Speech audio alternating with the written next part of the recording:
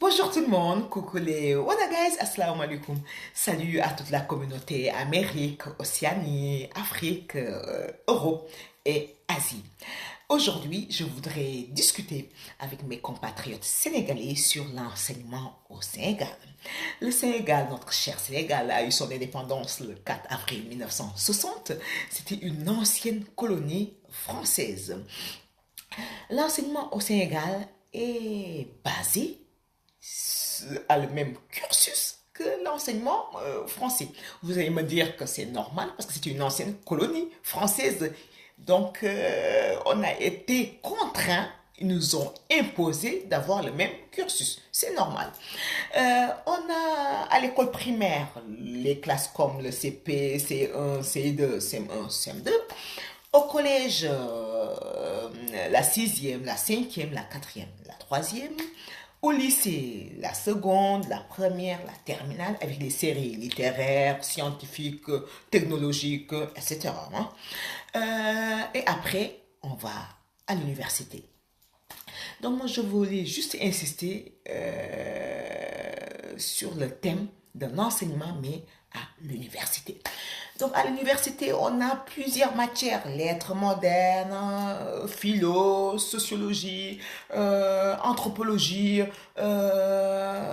les langues, anglais, espagnol, portugais, etc. Donc moi, la question dont je me suis posée est-ce qu'un pays en voie de développement comme le Sénégal a les mêmes attentes qu'un pays développé, déjà très développé, une puissance mondiale comme la France? Est-ce que c'est les mêmes projets? Est-ce que c'est les mêmes attentes? Je ne pense pas. Bien sûr, à l'université, il faut qu'on apprenne le français, les lettres modernes, l'anglais, pour ceux qui veulent, par exemple, après faire professeur d'anglais, professeur d'espagnol, arabe, portugais, etc. Il faut qu'il y ait les mathématiques. Je suis tout à fait d'accord. Mais je me suis dit, mais pourquoi puisque au Sénégal, le Sénégal c'est un pays en voie de développement. Donc il y a la moitié de la population qui meurt encore de faim. Il faut développer les infrastructures. On est pas mal en difficulté sur tous les plans, presque. Donc pourquoi pas on n'instaurerait pas à l'université des disciplines comme l'agriculture, comme la pêche, comme l'artisanat, comme le commerce, comme l'informatique, etc. pour développer notre cher pays. C'est pas tous les étudiants qui vont être forts en lettres modernes ou qui s'intéressent au SVT, sciences de la vie et de la nature, aux mathématiques. Il y en a d'autres voilà, qui voudraient, par exemple, travailler dans des secteurs informels. Donc, un jeune à qui on apprend à faire de l'agriculture, mais c'est énorme. Il va devenir agronome.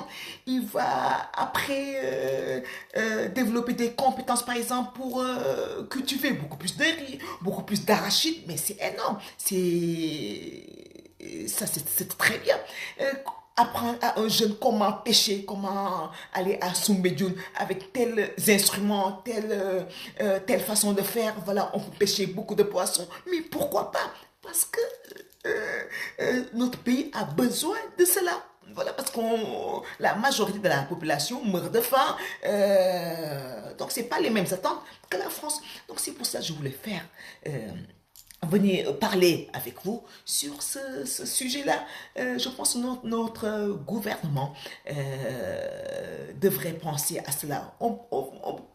C'est très bien d'avoir le même cursus que l'enseignement français, mais il faut aussi essayer de voir, de mettre des disciplines, voilà, de mettre en place des disciplines qui vont développer notre pays parce qu'on n'a pas les mêmes attentes. Donc je pense que ça c'est à réfléchir, hein. Et aussi je pense qu'il faudrait instaurer dans les collèges, dans les lycées des disciplines qui vont mettre en confiance les jeunes, des disciplines qui vont valoriser notre culture, des disciplines qui vont leur apprendre que nous, les Sénégalais, nous avons eu aussi des rois qui ont été dignes, qui sont battus pour notre liberté, que notre culture, elle est diversifiée, que notre culture, elle est riche. Donc tout cela, on devrait apprendre ça aux jeunes. Et c'est à l'école, c'est au collège, c'est au lycée, c'est à l'université qu'il faut apprendre les valeurs qu'on a nos propres valeurs sénégalaises, qu'on a notre propre civilisation. Et comme ça, ils auront confiance en eux. Je me rappelle au lycée, mais je connaissais mieux la géographie des pays français que notre propre Sénégal. Hein. On me dit où se situe Podor, je ne saurais pas vous le dire. Où se situe Matam, je sais que c'est lui, c'est en haut. Après, Ziguinchor, c'est en bas. Casamance, c'est en bas. Mais après, voilà.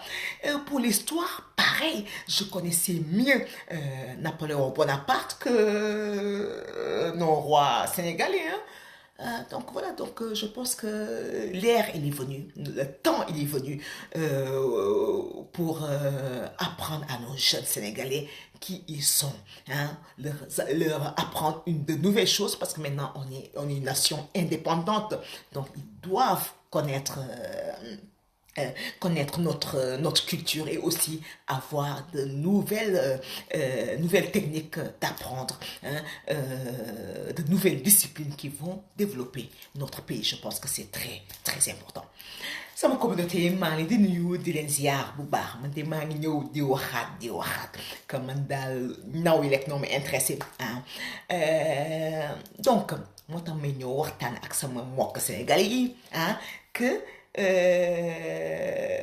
c'est normal que ñun enseignement mooy jàng Sénégal nekk même chose même cursus bi la que jàng France bi dara wuutale wuñu xam naa après par exemple Sénégal des fois day bëri ay grève wala ay mouvements sociaux yu su amee ay voilà donc des fois nit yi dundam jàngi xam naa loolu la wuute mais par rapport même classe yi ngay même cursus bi la daal par exemple école primaire même classe yi ngay jàll pour mën a jàll classe bi loolu tamit ngay def même chose bi par exemple soo nekkee France dara wuute lu waaw léegi ma ne waaw loolu c'est normal parce que ñoom noonu moomoon waa France ñoom noonu moomoon waaw mais léegi nag ñoom moomatuñu mais ba tey ñoom noonu imposé nu war a jàng lii comme ñoom donc ça c'est normal waaw mais jamono dafay dox léegi bi ma xalaatee ma ne waaw mais est-ce que pays ban xam ni développé wul comme France est-ce que mën nañ am yi même attente xam ñu waxee attente si olof même yaakaar que même lu ñuy xaar wala même yaakaar que waa France par exemple parce que Sénégal foo mënti dem am na dëkk bi metti na am na moitié population yi nga xam ni ñoom vraiment xiif na tey bu ñu añee suba du ñu reer suba bu ñu reeree tey du ñu añ voilà vice versa donc may wax lu tax université parce que université c'est vrai ñu ngi jàng lettres modernes ñu ngi leen di jàng ay langues et tout mais am na matière yu bëri nga xam ni dañ koy def nii mais amul sax njëriñ voilà lettres modernes à part soo bëggee nekk prof français c'est sûr foog nga def lettres modernes portugais à part boo bëgg nekk prof portugais mais c'est sûr foog nga jàng portugais wala prof espagnol et tout mais nag njëriñ bi demewul noonu dañu wax di dëgg ah donc yu tax waa état bi duñu xalaat par exemple que instant yi dañu war a def ay si université bi dañu war a jàngal xale yeen xam ni dañ leen di may dañuy day def ñuy jëriñ ba pare day jëriñ ndaw yi jëriñ ñu dëkk bi jëriñ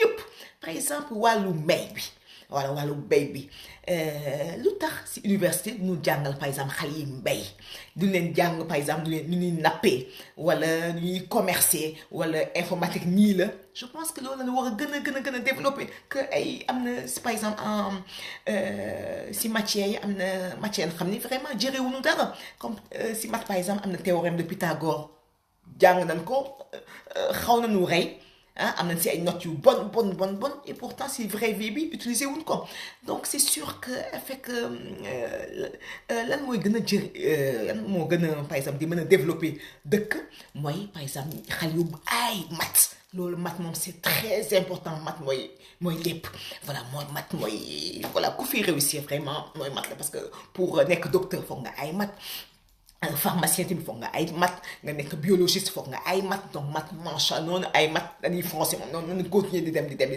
mais nañ xam ne ay lettres ñuy jàng fi ay allemand ay voilà c'est bien baax na mais daal booy si leneen par exemple état bi moo war a